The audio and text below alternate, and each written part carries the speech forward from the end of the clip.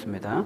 전에 고통받던 자들에게는 흑암이 없으리로다. 옛적에는 여호와께서 스불론 땅과 납달리 땅이 멸시를 당하게 하셨더니 후에는 해변길과 요단 저쪽 이방의 갈릴리를 영화롭게 하셨느니라.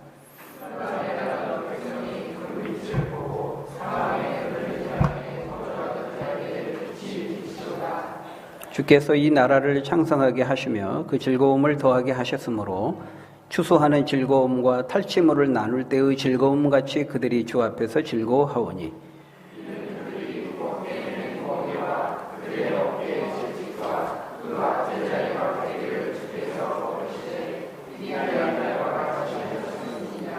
어지러이 싸우는 군인들의 신과 피 묻은 겉옷이 불의 섭같이 살라지리니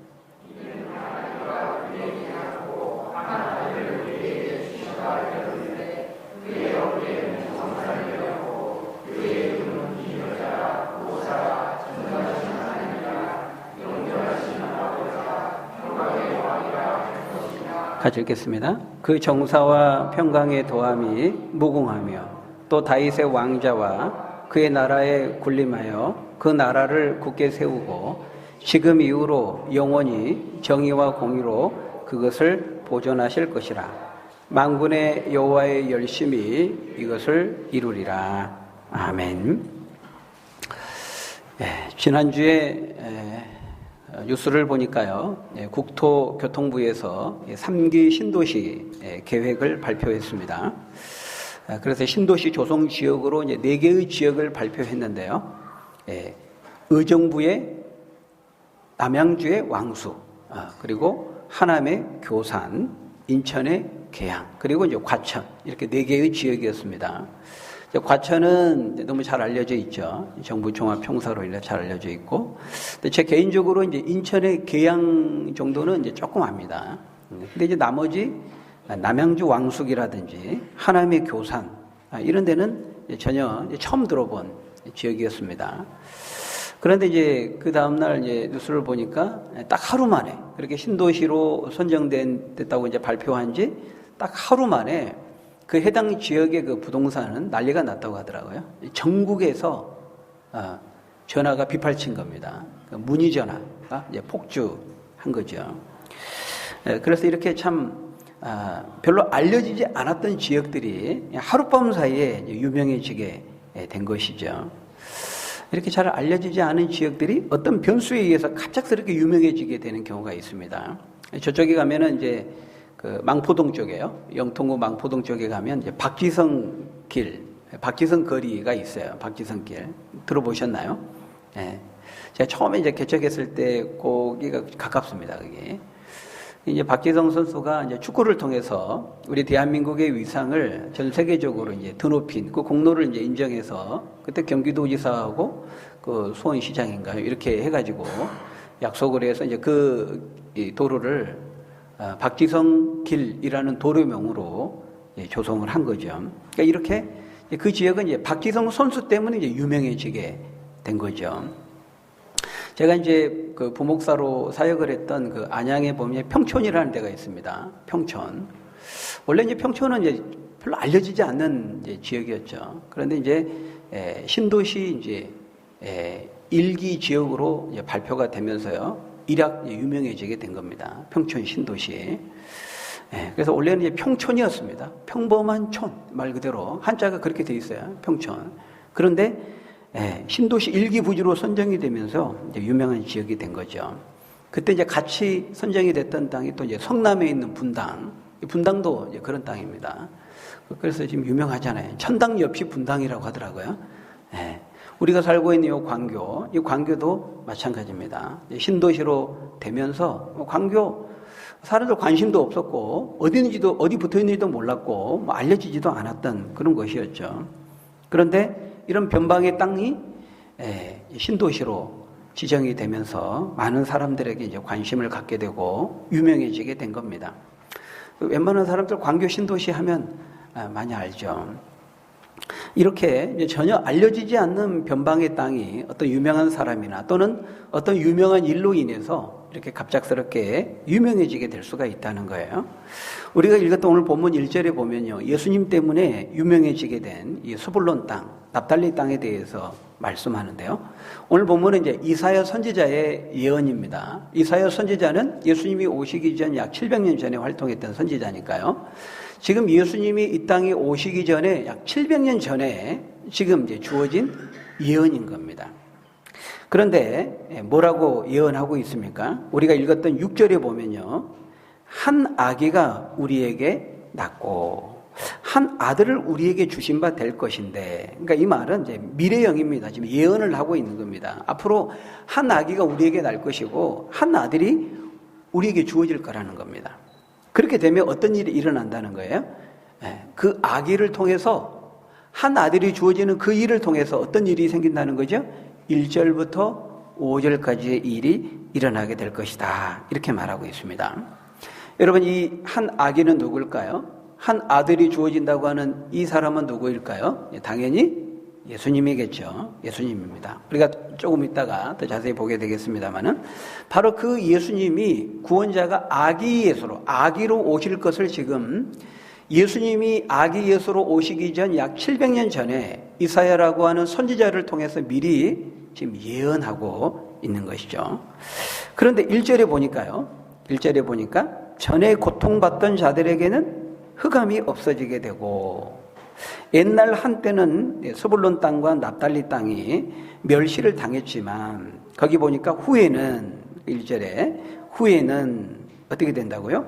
나중에는, 그때가 되고 그날이 되면, 다시 말하면 한 아기가 이 땅에 탄생하게 되면, 그때가 되면 어떻게 된다고요? 그 1절 후반절에 보니까 후에는 해변길과 요단 저쪽 이방의 갈릴리를 영화롭게 하셨느니라, 영화롭게 하게 될 것이다, 이렇게 말하고 있는 것입니다.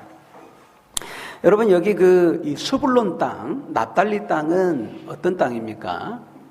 뭐 지도를 보지는 않습니다만은, 이스라엘의 가장 북쪽에 있는, 최북쪽에 있는 그 지역이 바로 이 스불론 땅, 납달리 땅이고, 납달리 땅 바로 밑에가 스불론 땅입니다. 그러니까 납달리, 스불론은 이제 이스라엘 12지파 가운데 이제 2지파죠. 이스라엘이 여호수아의 영도하에 젖과 꿀이 흐르는 가나안 땅에 이제 들어가서 제비를 뽑아서 각 지파별로 땅을 분배받게 되는데, 그때 이제 이 스불론 지파, 납달리 지파가 분배받은 땅이 어디냐면 이스라엘 전체에서 제일 위쪽입니다. 제일 북쪽에. 제일 끝에가 바로 이제 납달리고, 그 바로 밑에가 스불론이고, 그러니까 납달리와 스불론은 서로 경계가 돼 있어요. 그리고 그 두 지파의 오른쪽이, 그러니까 여러분 보실 때 오른쪽이 이제 갈릴리 바다입니다. 그리고 그 갈릴리 바다를 밑으로 쭉 타고 가는 것이 이제 요단강이고요. 그 요단강이 나중에 이제 모아지는 것이 사해, 이렇게 돼 있거든요.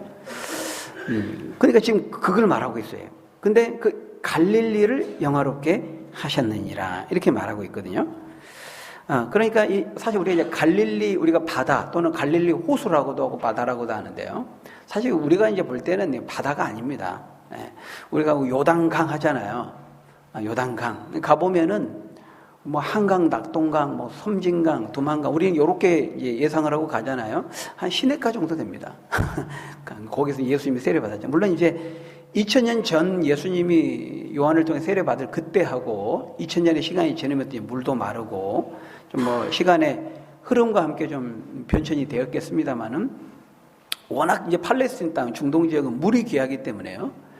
그러니까 우리가 생각하는 크기와 스케일하고 너무 차이가 나는 거예요. 그러니까 이것도 갈릴리, 저게 무슨 바다냐, 호수지, 강도 아니고 호수지. 이제 우리가 볼 때는 그런데요. 물이 귀한 이 중동 땅, 팔레스틴 땅은 이제 이 이스라엘 사람들은 바다라고도 하고 이제 호수라고도 부르죠. 근데 아무튼 이 납달리 땅과 스불론 땅은 갈릴리와 붙어 있으면서 이스라엘의 최북쪽에 있다 보니까요. 여러분 어떻게 했습니까? 북방에 있는 민족의 침입을 가장 먼저 고스란히 다 이제 감당해야 됐던 그 지역이, 그 지파가 바로 이 납달리 스불론이었다는 거예요. 그러니까 우리가 구약 성경에 보면 아람 족속의 침입도 받잖아요. 아수르, 대표적으로 아수르의 침입을 엄청 많이 받죠. 결국 이제 북쪽 이스라엘은 아수르에서 멸망당하잖아요. BC 722년에.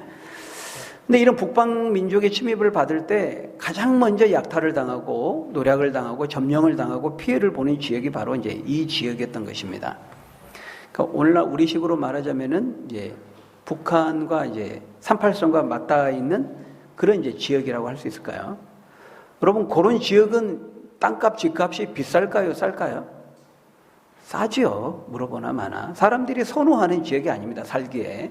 기피하는 지역이고 회피하는 지역이기 때문에 그건 땅값이 쌉니다. 그래서 우리나라도 그 서울을 중심으로, 특히 서울에서도 이제 강남권을 중심으로 이제 노른자의 땅이 형성이 되고, 이제 거기서부터 멀어지면 멀어질수록 지방으로 내려갈수록 이제 집값, 땅값이 싸지 않습니까? 이제 그런 것과 같은 것이죠. 그래서 거기 1절에 보면 그 1절에 말씀하는 것처럼 이 스불론 땅, 납달리 땅은 사람들에게 멸시를 당하고 무시를 당하는 이제 소외된 지역이었어요. 그런데 지금 그 지역에 대해서 이사야 선지자가 예언을 하고 있는 겁니다. 뭐라고요? 전에는 그랬는데, 지금은 그런데 후에는 한 아기가 이 땅에 태어나게 되는 그날이 오면 달라지게 된다는 거예요. 어떻게 된다는 겁니까? 그 해변길과 요단 저쪽 이방의 갈릴리를 영화롭게 하실 것이라, 이렇게 예언하고 있는 겁니다. 여러분, 이 예언이 나중에 그대로 예수님을 통해서 정확하게 성취되게 되거든요. 그것을 신약성이 그대로 예수님이 이제 인용하고 있는데, 우리 마태복음 4장을 한번 보겠습니다. 마태복음 4장. 마태복음 4장, 신약의 첫 성경이죠. 마태복음 4장, 우리 12절부터 우리 16절까지를 한번 보겠습니다. 12절부터 16절까지 마태복음 4장 같이 읽습니다. 시작. 예수께서 요한이 잡혔음을 들으시고 갈릴리로 물러가셨다가 나사렛을 떠나 스불론과 납달리 지경 해변에 있는 가버나움에 가서 사시니 이는 선지자 이사야를 통하여 하신 말씀을 이루려 하심이라. 일러스되 스불론 땅과 납달리 땅과 요단강 저편 해변길과 이방의 갈릴리여, 흑암에 앉은 백성이 큰 빛을 보았고 사망의 땅과 그늘에 앉은 자들에게 빛이 어떠다 하였느니라. 그렇게 예언하였었느니라. 그런데 예수님께서 그것을 다 이루시고 성취하셨다, 이렇게 말씀하고 있어요. 그러니까 예수님께서 지금 탄생하신 곳은 어디입니까? 예수님이 태어나신 곳, 탄생하신 곳은 베들레헴이죠. 베들레헴에서 탄생하셨지만은 실제 자라시고 또 성장하시고 사역하셨던 곳은 갈릴리, 가버나움, 나사렛. 근데 그 갈릴리 그 변방 지역이 바로 스불론, 납달리 이런 땅이었다는 것이죠. 물론 이제 나중에 예수님이 십자가에 죽으실 때는 이제 수도 예루살렘, 가장 유명한 도시죠. 예루살렘에 입성하시지만은, 그러나 예수님의 공생의 그 주무대는 예루살렘이 아니었습니다. 본고지가, 예수님의 그 사역의 본고지는 가버나움이었습니다. 갈릴리의 그 근방에 있는. 그러니까 굉장히 이것은 이제 특이한 것이죠. 예수님이 먼저 복음을 전하고 먼저 사역을 하시고 가르치고 치려고 전파했던 사역은 저 유명한 도시, 알려진 도시 예루살렘이 아니고 변방 지역, 소외된 지역, 사람들이 별로 관심을 가지지 않고 알려지지 않은 지역, 바로 갈릴리를 중심으로 하나님께 사역을 하셨다, 예수님께 사역을 하셨다는 것이죠. 변방의 시골이었습니다. 외곽 지역이었습니다. 우리는 지금 갈릴리, 성지 순례하면 무조건 갈릴리 가죠. 베드로, 어부. 근데 원래 지금 우리에겐 갈릴리 너무 유명한 지역이지만 원래 그렇게 유명한 데가 아니었다는 거예요. 예수님 때문에. 예수님이 그 사역을 거기서 다 제자들을 선택하시고 이래 가지고 이제 유명하게 된 것이죠. 원래 이스라엘 사람들의 갈릴리는 그 소외된 땅이었어요. 오늘날에도 이렇게 우리 서울에 있는 청량리 588, 오명의 땅이죠. 성매매 집결지 아닙니까? 조폭들이 활개를 쳤던. 또 서울 상암 쪽에 가면 그 난지도 하면 뭐가 떠오르십니까? 난지도, 쓰레기 매립장. 그런데 지금은 완전히 그 공원이 조성이 돼가지고요. 그 남녀 연인들이 거기서 데이트를 많이 한다 그래요. 그러니까 한때 악명 높고 오명의 땅들이 이렇게 이제 변화된 거죠. 갈릴리가 일종의 그런 지역이었다라고 하는 것입니다. 그래서 우리가 복음서에 보면은 예수님의 제자 나다나엘이 예수님 만나기 직전에 이 갈릴리 나사렛에 대해서 뭐라고 말했어요? 먼저 빌립이 예수님을 만나고 그 빌립이 나다나엘에게 내가 갈릴리 나사렛에서 메시아 만났다. 우리 기다리던 그 메시아가 나타났다. 이러니까요. 나다나엘이 뭐라 그랬어요? 야, 웃기지 마라. 진짜 메시아가 나타났으면은 저 사람 많고 유명한 예루살렘에 나타났다고 하면 내가 믿을지 모르지만 야, 갈릴리 나사렛에서 무슨 선한 것이 날 수 있겠냐? 이렇게 말했단 말이죠. 그러니까 그만큼 이게 이제 그 나다나엘의 말이 굉장히 상식적이고 이치적으로 볼 때 틀린 말이 아니었다는 거예요. 그만큼 이 대부분의 사람들이 일반적인 생각이 바로 갈릴리 또 그 변방에 있는 스불론 납달리 하면 이제 그렇게 생각했다는 겁니다. 그래서 나중에 이제 실제 예수님의 친동생들이요. 예수님이 이제 메시아라고 이야기를 하니까 이제 이야기를 하죠. 아니, 형님. 예수님을 향해 말한 친동생들이. 아니, 당신이 진짜 메시아면 왜 이런 데서 쏟고 있습니까? 저기 좀 예루살렘이나 좀 큰 물에 가서 놀아야지. 왜 여기서 쏟고 있습니까? 이제 그렇게 말하는 대목이 나오거든요. 그만큼 갈릴리 땅, 이 변방에 붙어 있는 납달리 땅, 서불론 땅은 멸시받는 땅이었고 소외된 땅이었다는 거예요. 그런데 놀라운 사실은 예수님께서 이 화려한 도시, 유명한 도시 예루살렘을 사역의 주무대로 삼지 않고 이런 변방에 알려지지 않는 소외된 땅에서 소외된 사람들에게 먼저 천국 복음을 전해주셨다라는 것입니다. 여러분, 이것은 우리에게 무엇을 말씀하는 것일까요? 하나님은 우리 사람이 보는 것과 다르다는 거예요. 사람은 끊임없이 외모를 보지만 하나님은 중심을 보시죠. 하나님이 정말 찾으시고 기뻐하시는 사람들은 어떤 사람들인가?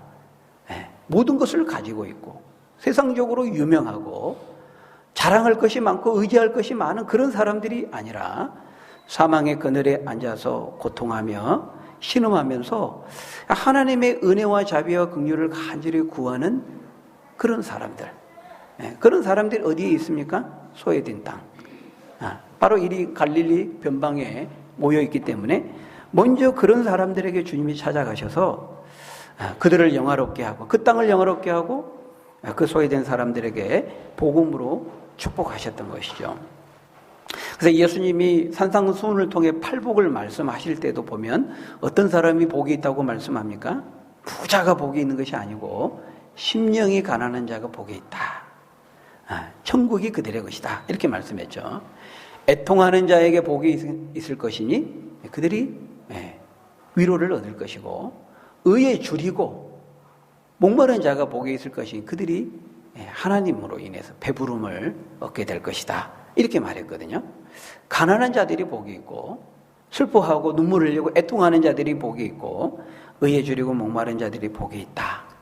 상한 심령으로 겸손히 하나님의 은혜를 찾고 구하는 사람들, 바로 그런 사람들을 하나님은 찾으시고 기뻐하시고 또 만나주시고 그들에게 다가가셔서 구원의 빛을, 생명의 빛을 비춰주신다. 이렇게 말씀하고 있는데요.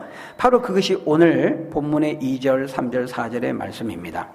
흑암에 행하던 백성에게 큰 빛을 비추셔서 보게 하시고 사망의 그늘진 땅에 거주하던 자에게 빛을 비추셔서 생명을 얻게 하시겠다라는 것이죠. 여러분 어떻습니까? 그러므로 내가 만일 지금 현재 내 삶이, 내 인생이 어둠에 처해 있다. 내 삶에 고통과 슬픔과 애통함이 있고 절망이 있다. 근데 그거는 절대로 절망할 일이 아니라는 거예요.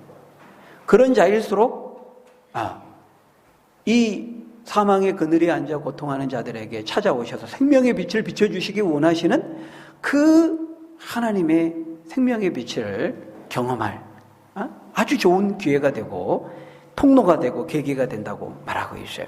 그래서 우리 믿는 사람들에게는 어둠이 절대로 우리의 낙심의 이유가 되거나 절망의 이유가 되거나 우리를 좌절시키는 것이 되어서는 안 돼요. 오히려 그것을 통해서 우리가 더 겸손히 상한 심령으로 주님을 찾을 수 있다면, 주의 이름을 부르고 주님께 나아갈 수 있다면 하나님은 상한 심령을 가까이 하시고 그 중심에 통회하는 자를 구원하신다 그랬거든요. 상한 마음으로 예배드린 자를 찾으신다고 말씀했거든요. 가난한 마음, 절실한 마음, 절박한 마음, 바로 그 애통하는 마음, 바로 그 줄이고 목마른 마음으로 주님을 찾는 자들, 하나님은 그들을 찾으시고 만나기를 기뻐하시고 그들에게 생명의 빛, 구원의 빛을 비춰주신다, 이렇게 말씀하고 있어요. 그렇기 때문에 우리가 내 인생의 삶 가운데 때로는 이 빛이 보이지 않는 칠흑같이 어두운 삶의 환경에 처해 있다 할지라도 절대로 우리 하나님 믿는 사람들은 낙심하면 안 돼요. 오히려 그것을 통해서, 그것이 어떤 우리의 질병을 통해서 우리가 어둠이 올 수도 있고, 물질적인 어려움, 또 우리 자녀들의 문제, 이런저런 것으로 인해서 왜 나만, 왜 내 인생만, 왜 우리 가정만, 왜 우리 자녀만, 왜 이렇게 생각할 이유가 없는 것입니다. 오히려 그것을 통해서 우리가 주님 앞에 나아가면 주님은 생명의 빛을 우리에게 비춰주시고 구원의 빛, 축복의 빛을 비춰주시기를 원하신다는 거예요. 하나님은 특별히 이 한 아기를 이 땅에 보내셔서 그 일을 이루시겠다 말씀하고 있어요. 한 아기가 났을 때, 한 아들이 우리에게 주신 바 되었을 때 이와 같은 일들이 일어나게 될 것이라고 말씀하고 있어요. 다시 말하면 예수님께서 아기 예수로 이 땅에 오실 때 이런 일들이 일어나게 된다는 거예요. 거기에 사망의 그늘진 땅에 거주하진 땅에 생명의 빛이 비추이게 되는데, 한 아기가 날 때, 한 아들이 주어질 때 그런 일들이 일어나게 된다는 거예요. 그래서 어떻게 된다는 것입니까? 3절에 보니까요, 주께서 이 나라를 창성하게 하시며 그 즐거움을 더하게 하셨으므로 추수하는 즐거움과 탈취물을 나눌 때의 즐거움 같이 그들이 주 앞에서 즐거워하게 될 것이라는 겁니다. 언제? 한 아기가 날 때, 한 아들이 우리에게 주어질 때 바로 이런 즐거움이 있게 될 것이라고 말하고 있어요. 근데 그 즐거움을 아기 예수가 이 땅으로 탄생할 때 주어지는 그 축복과 즐거움을 추수의 즐거움으로 비유하고 말하고 있는 거예요. 그리고 또 하나는 전쟁에서 이겨서 탈취물을 나누는 그 즐거움으로 비유하고 있는 거죠. 여러분, 농부가 언제 제일 기쁩니까? 여름에, 봄에 파종하고 여름에 땀을 비옥같이 쏟으면서 농사 지을 때는 얼마나 힘듭니까? 얼마나 고통스럽습니까? 그런데 이제 가을이 되어서 곡식들이 빨갛게 노랗게 연글고, 그것을 추수할 때 그 기쁨이라고 하는 것은 이루 말할 수가 없는 것입니다. 아기 예수가, 한 아기가 이 땅에 날 때, 이 땅에 탄생할 때 이 세상에 그런 기쁨과 즐거움이 임하게 된다는 것입니다. 또 이 죽기를 각오하고 전투에 임하고 전쟁을 해서 결국 승리해서 그 승리에 대한 보상, 탈취물, 전리품이 주어질 때 참 기쁨이 이루 말할 수 없는 것이죠. 4절을 보시면은 이 아기 예수가 우리에게 오실 때 우리가 무겁게 맨 멍에와 우리 어깨의 채찍과 그 압제자의 막대기를 주께서 꺾어버리시되 미디안의 날과 같이 하겠다, 이렇게 말하고 있어요. 미디안의 날. 여러분, 이 미디안의 날이라는 것은 사사기 7장 8장에 나오는 누구 얘기일까요? 기드온의 얘기입니다. 기드온이 하나님의 능력을 힘입어서 300명밖에 안 되는 이스라엘 병사들을 데리고 미디안의 병사 13만 5천 명을 무찌르게 되죠. 격파하고 깨뜨리게 되죠. 한 아기가 날 때, 예수님이 이 땅에 오실 때 그런 승리가 있게 될 것이라고 말하고 있어요. 마귀에 대한 승리를 말하는 것이죠. 죄의 권세와 결박을 깨뜨려버리고 꺾으시고 이기고 승리하게 될 것을 말씀하고 있는 것입니다. 그래서 마태복음 11장 36절에 보면 예수님이 수고하고 무거운 짐진 자들아 다 내게로 오라, 내가 너희를 쉬게 하리라, 이렇게 말씀하죠.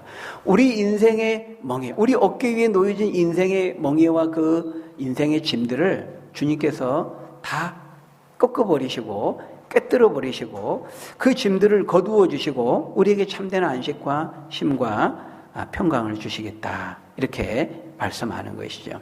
여러분, 바라기는 우리가 성탄절을 우리가 맞이하고 준비하면서요, 이 아기 예수로 오신 그 주님의 부르시는 그 음성을 듣고 우리가 주님 앞에 나아가서 주님이 주시는 이 참된 안식, 평강, 쉼을 누리는, 풍성히 누리는 저와 여러분 되시기를 예수님의 이름으로 간절히 축원합니다.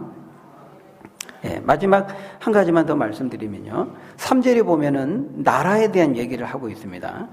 3절에 보면 주께서 이 나라를 창성하게 하시겠다 말씀하는데요, 여러분, 이 나라가 어떤 나라일까요? 이 나라, 그 나라는 유대인의 나라가 아닙니다. 유태인들로 이루어진 저기 있는 그 이스라엘 나라를 가리키는 것이 아니고요. 주님이 창성하게 하시는 나라는 바로 하나님의 나라를 말하는 것입니다. 그래서 우리는 늘 이 하나님의 나라라고 하는 큰 관점과 틀을 놓치지 않아야 돼요. 예수님은 아기 예수로 오실 뿐만 아니라 하나님 나라의 왕으로 오신다는 것이죠. 그러니까 단지 사람들의 마음에 어떤 평강, 안식, 쉼, 물론 이것도 중요하지만 우리 사람들의 구원만, 우리 내면과 중심의 평안과 어떤 기쁨과 즐거움, 안식, 쉼 이것만이 아니라 이것만 주시기 위해서 오신 것이 아니라 하나님의 나라를 이루시고 완성하기 위한 하나님 나라에 온 우주적인 하나님 나라를 완성하기 위한 왕으로 오셨다는 거예요. 그것을 6절 7절에 이렇게 말씀하고 있어요. 우리 6절 7절 같이 읽어볼까요? 시작. 이는 한 아기가 우리에게 낳고 한 아들을 우리에게 주신 바 되었는데 그의 어깨에는 쟁사를 메었고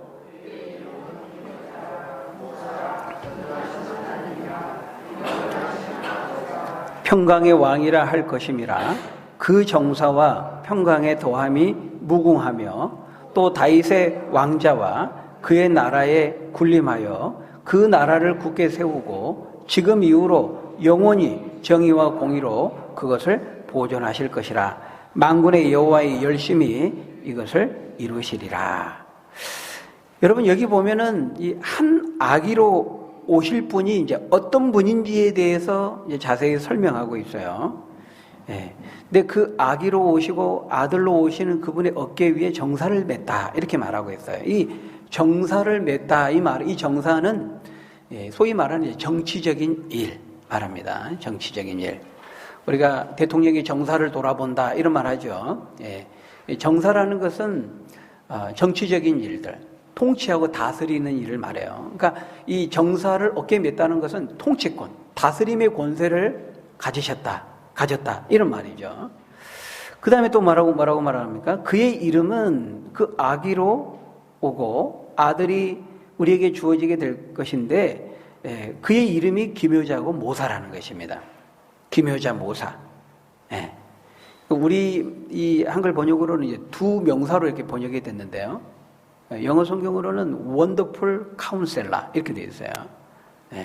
Wonderful Counselor. 그러니까 기묘자라는 게 뭐예요? 기이하고 묘한 분이라는 거예요. 우리의 상상과 예상을 뛰어넘는 그런 일을 행하시는 아주 원더풀한 팬테스틱이 아니죠. 판타스틱이죠. 판타스틱. 엄청난 우리의 상상을 뛰어넘어서 행하시는 분이라는 거예요. 원더풀 카운셀러. 기이하고 묘한 모사. 모사가 뭐예요? 우리가 뭐 모사꾼 이렇게 말하지 않습니까? 제갈공명 이런 사람 이제 모사라고 하죠. 지혜자를 가리키는 겁니다. 그러니까 기묘자의 모사다. 이 말은 원더풀한 카운셀러. 놀라운 지혜자 이런 뜻이죠. 그리고 그러니까 이런 표현들은 뭐예요? 이 아기로 오지만 사람처럼 오지만 사람이 아니라는 거죠. 보통 일반 사람이 아니라는 거예요. 바로 그 뒤로 이제 직접적으로 이제 설명을 합니다. 기묘자라 묘사라 전능하신 하나님이라 영존하시는 아버지라 영원히 존재하는 아버지라는 거예요. 사람이 아니죠. 평강의 왕이라 할 것임이라. 그러니까 아기로 오신 이분은 사람이 아니라는 겁니다. 전능하신 하나님이시고 기묘자고 모사다 이렇게 말하고 있어요. 크고 놀라운 일을 행하시는 분이다. 원더풀하고 팬티스틱한 분이다 이렇게 말하고 있어요. 에레미야 33장 3절에 보면 너희는 내게 부르짖으라 내가 너희에게 응답하겠고 그 다음 뭡니까? 너희가 알지 못하는 크고 놀라운 일을 은밀한 일을 비밀한 일을 행하신다 이렇게 말씀하고 있거든요. 하나님은 우리가 생각하지 못하는 크고 놀라운 은밀하고 놀라운 일을 원더풀한 일을 행하시는 하나님이시다 이렇게 말하고 있어요. 바로 그분이 예수님이라는 거예요. 아기 예수로 오시는 분. 그래서 여러분 우리가 때로 하나님이 하시는 거 보면 이해가 안 되잖아요. 왜냐하면 기묘자이시기 때문에 그래요. 기이하시고 묘한 분이시기 때문에 그렇습니다. 그러니까 내 머리로 다 이해가 되고 하나님이 행하시는 것이 뭐 다 내 머리로 예측이 가능하고 다 내 머리 안에 있다. 다 해석이 가능하다. 다 설명이 가능하다. 그럼 내가 하나님이죠. 그렇지 않겠습니까? 우리의 생각을 뛰어넘고 우리의 한계를 뛰어넘어서 행하시는 분이 하나님이세요. 그러니까 때로 하나님이 하시는 것이 이해가 안 되고 납득이 안 되는 것이 정상인 것입니다. 그래야 하나님이신 것이지 다 내 생각처럼 그렇지 하는 그렇게 해야지. 그럼 내가 하나님이죠. 근데 하나님은 기묘자요 모사라고 말하고 있어요. 기이하게 행하시고 우리의 예상과 생각을 뛰어넘어 행하시는 분이에요. 물론 그 말은 아무렇게나 무질서하게 행하신다 그런 말은 아니지만 하나님의 말씀의 약속을 근거로 해서 행하시는 분이지만 그러나 우리의 생각에 제한되시는 분이 아니라는 거예요. 우리는 기도할 때에도요, 하나님께 구할 때에도 한 요 정도까지는 그래도 하나님 좀 가능하시겠지 하면서 우리는 기도해요. 그죠? 요거는 좀 너무 이거 너무 많이 하나님께 요구하는 건데 이렇게 생각하잖아요. 적당한 선에서 한 요 정도쯤 이제 하나님 능력이 우리가 스스로 제한하는 거죠. 여러분, 하나님은 슬픔이 변하여 기쁨이 되게 하시고 따라합니다. 눈물이 변하여 춤이 되게 하십니다. 광야의 길을 내시고 사막을 강으로 바꾸시는 분입니다. 여러분, 광야에 어떻게 길이 있을 수 있겠어요? 물 한 모금 없는 그 사막이 어떻게 강으로 바꿔질 것을 우리가 생각할 수 있겠습니까? 그런데 하나님은 그렇게 하신 거예요. 고기 먹고 싶다고 하니까는 메추라기를 보내가지고 무릎까지 이스라엘 그 300만이 먹을 수 있는 먹고 배가 터져서 도저히 먹을 수 없을 정도로 각 사람의 그 무릎까지 찰 수 있도록 메추라기를 어느새 보내가지고 다 떨어뜨려. 이런 기발한 방법으로 고기를 먹고 싶다고 하니까 그렇게 먹게 하실 걸 누가 생각했겠습니까? 기이하신 분입니다. 묘하신 분입니다. 물이 없어요, 한 모금도. 근데 바위에서 깨뜨려가지고 물이 콸콸 솟아나게 하시는 누가 예상이나 있겠어요? 아니, 물로 포도주를 만든다. 이거 어떻게 가당하겠습니까? 사막을 강으로 바꾼다니요. 여러분 생각해 보세요. 하나님이 사람이 된다. 하나님이 그렇게 이 땅에 아기 예수로 더군다나 오신다. 어떻게 우리가 상상할 수 있습니까? 예측을 뛰어넘어서 우리 예상과 생각을 뛰어넘어서 행하시는 기묘자이시고 모사라는 것이죠. 그래서 여러분, 때로 내 인생에 이렇게 어두움이 깔리고 내 인생 앞에 광하게 펼쳐지고 있고 사막의 길을 걸어야 되는 그런 고통의 순간이 있다 할지라도요, 우리는 거기서 낙담하고 좌절하고 하나님 있네 없네 이런 얘기하면 안 돼요. 그 순간에도 우리 잊지 말아야 돼요. 따라합니다. 하나님은 기이하신 분이고 묘하신 분입니다. 원더풀하고 팬테스틱한 그런 카운셀러, 지혜자가 되시는 하나님이시라는 거예요. 그런데 예수님께서 그런 기묘자고 묘사이시고 하나님이신데 평강의 왕으로 오셨다 이렇게 말하고 있어요. 그래서 그 평강의 왕으로 오셔서 나라를 굳게 세우시겠다 이렇게 말하고 있는데 그 나라가 어떤 나라냐? 7절에 보니까요, 그 정사와 평강의 더함이 무궁하며 또 다윗의 왕자와 그의 나라에 군림하여, 그러니까 다윗의 왕자보다도 더 높은 나라를 세우겠다는 거예요. 그 나라에 군림하여 그 나라를 굳게 세우고 지금 이후로 영원히 정의와 공의로 그것을 보존하실 것이라. 만군의 여호와의 열심히 이를 이루시리라 말씀하고 있어요. 그 나라는 영원한 나라이고요. 이스라엘의 다윗이 이룬 다윗과 같은 왕은 전무후무한 왕이었습니다. 이스라엘의 최고의 왕이었죠.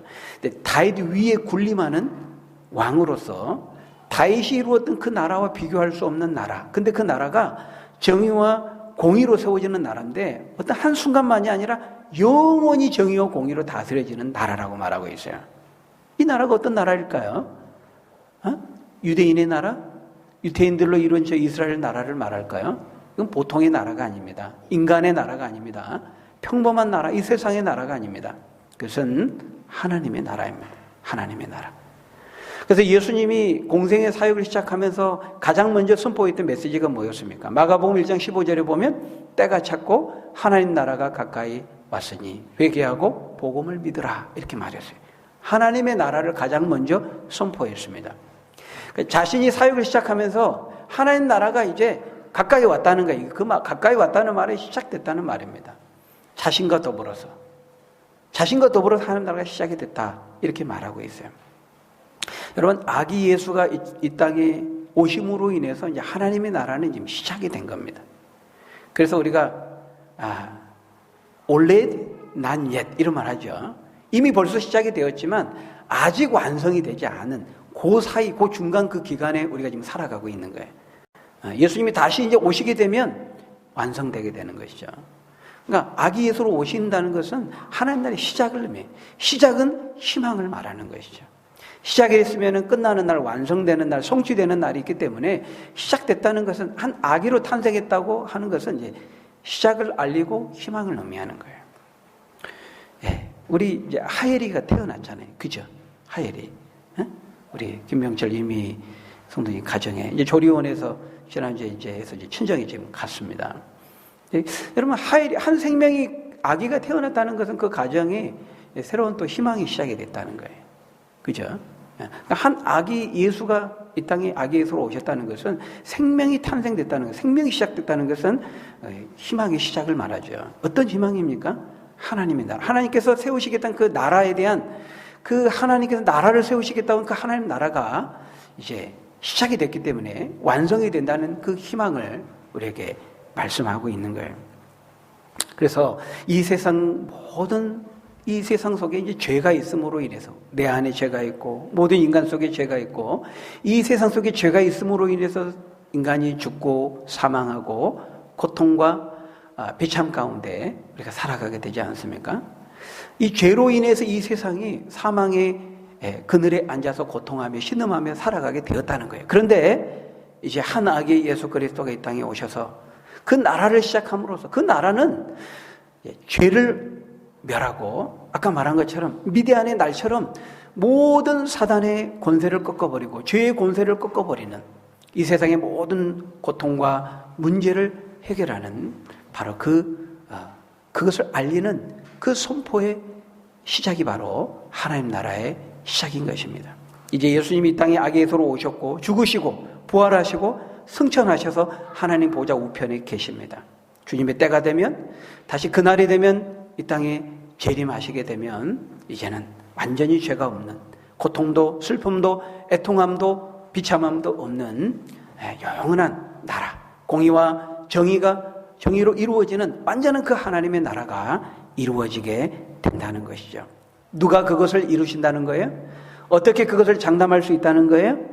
여기 보니까 만군의 여호와의 열심히 이를 이루시리라 말씀합니다. 우리 사람의 힘으로 되는 것이 아니고 하나님께서 약속하신 대로 아기 예수를 보내주셨던 것처럼 내가 다시 올 것이다, 다시 보낼 것이다 약속하신 그 약속을 반드시 하나님께서 하나님의 열심히 이루고야 말 것입니다. 바라기는 아기 예수로 오신 우리가 이 성탄절을 맞이하고 우리가 준비하면서 아기 예수를 이 땅에 보내주시고 이 땅에 있는 모든 죄의 문제, 고통의 문제를 해결해 주신 거 우리가 감사하면서 그 오심의 의미를 알지 못하는 많은 사람들에게 이것을 알리고 전하고 선포하고 증거하고 하나님을 기쁘시게 하는 저 여러분들이 다 되시기를 예수님의 이름으로 간절히 축원합니다. 기도하겠습니다. 아버지 하나님, 사망의 그늘진 땅에 그 고통 가운데 백성들이 신음하며 배회하며 방황하는 이 어둠이 칠흑 같은 이곳에 아기 예수로 빛으로 이 땅에 오셔서 생명의 빛을 비춰주시고 구원의 빛을 비춰주시니 감사합니다. 이방의 그 그늘진 땅이 소외된 땅, 그 멸시받는 땅이 영화롭게 하시겠다고 약속하셨고 말씀하신 대로 빛으로 아기 예수로 보내셔서 말씀을 이루신 아버지 하나님, 다시 보내셔서 하나님 나라를 그 정의와 공의가 완성된 그 새하늘과 새 땅을 맡임대 하나님의 열심으로 이루시겠다고 말씀하셨사오니 우리가 그 약속을 믿고 오늘 우리에게 주어진 어떤 삶의 상황일지라도 그 기이하시고 묘하신 하나님께서 이루실 그 약속의 성취들을 우리가 소망하면서 바라보면서 흔들림 없이 믿음을 붙들고 나아가는 우리 믿음의 식구들 다 될 수 있도록 하나님 축복하여 주옵소서. 예수님 이름으로 기도합나이다. 아멘.